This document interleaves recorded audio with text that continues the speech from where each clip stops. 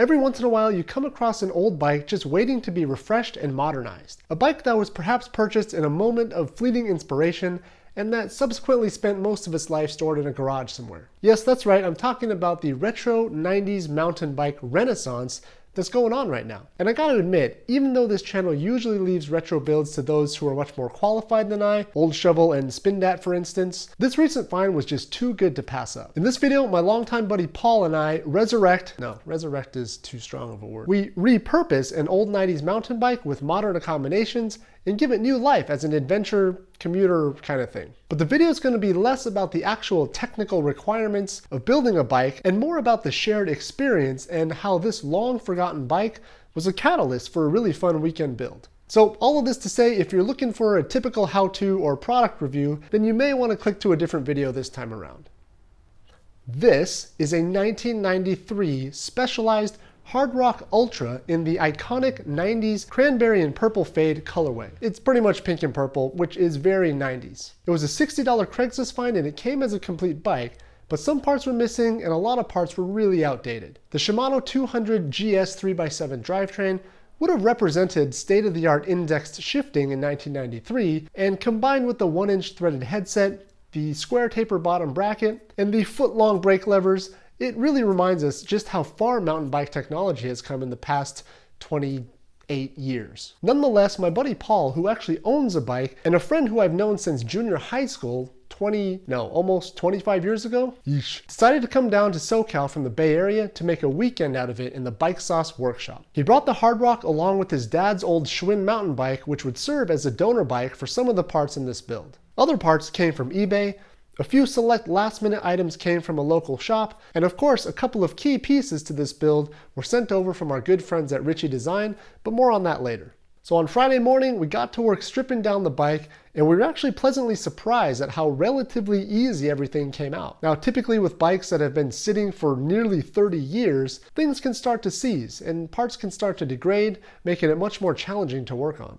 Fortunately for us though, it became apparent that this bike had likely been stored indoors for most of its life, revealing just a little bit of minor rust in the bottom bracket shell. Now the goal for this build was to create an urban commuter with off-road adventuring capabilities, so modern utility with the retro styling was the theme of this build. But also to do everything on a budget, so we had some conflicting objectives to work with. Now some of the key components came from the donor bike, which again was Paul's dad's old Schwinn full suspension mountain bike, which hadn't been seeing a lot of use lately. Now from this bike we harvested the front and rear V-brakes, which were a welcome upgrade from the stock cantilevers on the Hardrock Ultra. Directly compatible without any adapters, the Shimano XT V-brakes provided a lot more stopping power, especially with brand new Cool Stop V-brake pad inserts. The 26-inch alloy wheels were also from the donor bike, but that's actually about all we used from the Schwinn. These wheels are a combination of XT and XTR hubs, which represented the top-of-the-line offering from Shimano at the time.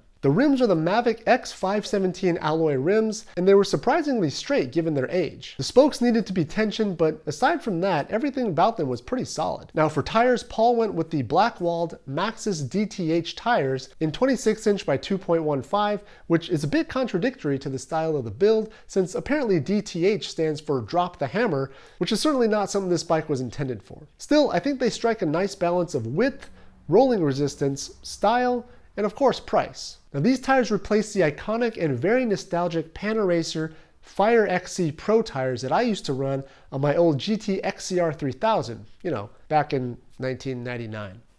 Now currently the tires are tubed, as a tubeless conversion wasn't on the menu for this build, although it may be a consideration in the future. Now we converted the bottom bracket from the old school square taper style to the more contemporary Hollowtech 2 style external bottom bracket, which really makes any bike feel a lot more modern. Now the drivetrain is the budget-friendly but super solid Shimano Deore M5100 Series 1x system. The 30-tooth chainring drives an 11-speed, 11 to 42 tooth cassette, which mounts natively to any Shimano HG free hub body, and it replaced the 9-speed cassette on the donor wheel. So far, the range has been sufficient, as the bike really isn't intended for any ridiculously steep climbs, and there's really no plan to be doing any 35-mile-an-hour descents, so the top-end ratio isn't really a concern either. Now, if you are curious, for mountain bikes anyways, any Shimano HG Free Hub can accept any Shimano 8, 9, 10, or 11 speed cassette without issue with the right combination of cassette spacers. So this upgrade to 1x11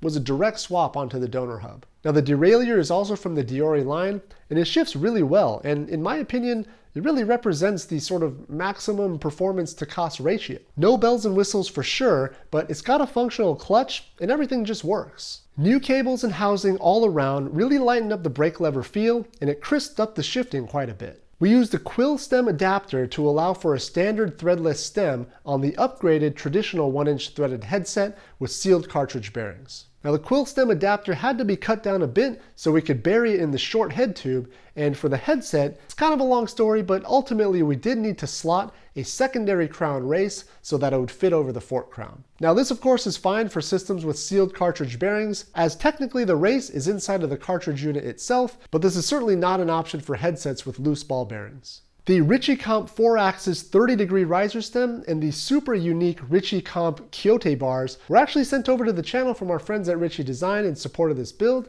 and we're really grateful for their continued support. Is it Coyote? Kyote? Kyote? I don't know. At 800 millimeters in stock form, they were a little bit wide, so we chopped them down just a bit to suit Paul's preferred width. And I have to say, they really give the bike a lot of character. They're surprisingly comfortable when paired with the ergonomic Ergon GA3 S grips, and the whole setup definitely suits a party pace adventure style bike, which is ultimately kind of what this build was meant to be. The Avid V-brake compatible levers were also new, and while very basic, they really helped to improve the brake feel a lot. The seat post was a new purchase as well, since the stock one was pretty well corroded. A bit of hunting was required though, since this frame takes a 26.2mm diameter post, which is not generally considered a modern standard. Now the old school WTB saddle is from a parts bin, and it's definitely showing its age, but it was fine for this build, at least as a temporary placeholder. Now for pedals, Paul went with the very stylish Gamma pedals from MKS, which were designed in partnership with Rivendell Bicycle Works. I just learned this myself, but MKS is a Japanese company and they make a lot of pedals for many different applications, including pedals for folding bikes, touring bikes, and they happen to be the exclusive pedal supplier to Japanese Kirin cyclists. Fun fact. Some basic fenders from Planet Bike and the relatively inexpensive Rush front mount rack from Originate completed the commuter look and added plenty of utility. Then, ironically enough, the crown jewel of the build and the single most expensive item on the bike is the ILE Portura rack bag in black Cordura, which aside from the handlebars and the frame itself, is pretty definitively the coolest item on this bike. The build took us just about an entire day, but we were in no rush. I think we both understood that this build represented, in some small way, a return to normalcy after a year and a half of pandemic life. We definitely took our time, blasted some tunes, embarrassingly had to make a number of trips to the local shop for various reasons, and my 5-year-old even got involved for a while as well. No, there was definitely no sense of urgency during this build, and I would claim that we were both subconsciously savoring the project, knowing that these types of experience tend to be few and far between. And I think building a bike with that mindset is probably one of the key reasons it turned out so well. The next morning we packed up and went out for a ride on some local trails to see how the new adventure rig would handle some dirt. It was decidedly going to be a party pace cruise, partly because that's just the type of weekend it was, but also because Paul forgot his riding gear and he was riding in street clothes and hipster Birkenstocks, of course with no socks. We picked up some coffee and loaded up the rack bag with some gear and ended up doing about 15 miles according to Strava. And by the way, while I do believe party pace riding is certainly a mindset and open for interpretation, I would submit that riding a converted 90s mountain bike up some dirt trails to enjoy some artisan coffee in street clothes and Birkenstocks is a good candidate for a visual definition. To round out our weekend, on the way back down the trail, I was reminded of just how little is required to have a great time on a bike. Here we are with Paul riding his new, old, converted mountain bike thing, in sandals no less, and me on a state-of-the-art carbon gravel thing, both of us getting passed by full suspension E mountain bikes that cost an order of magnitude more than both of our bikes combined. And yet, just look at this guy. I'm not sure I've ever seen a more content dude than this. So, just a reminder that gear and outright performance aren't everything. In other words, you don't need a lot to have a blast on a bike, and it's refreshing to be reminded of that every once in a while. Well, This was clearly a departure from a typical bike sauce video, so I do appreciate you sticking around till the end. Now I know I'm not great at vlog style videos, and restoring old bikes is definitely not my strength. But I will say that this was a really fun weekend, and I hope Paul and I, in some way, perhaps inspired you to dust off an old bike and hit the road with total disregard for optimizing performance and just enjoy the ride. Turns out it's pretty fun. Alright, well that's going to wrap it up for this week's video. If you enjoyed it, you can help us out by giving the video a thumbs up, or better yet, subscribe to the channel if you want to see more. I'll see you next time.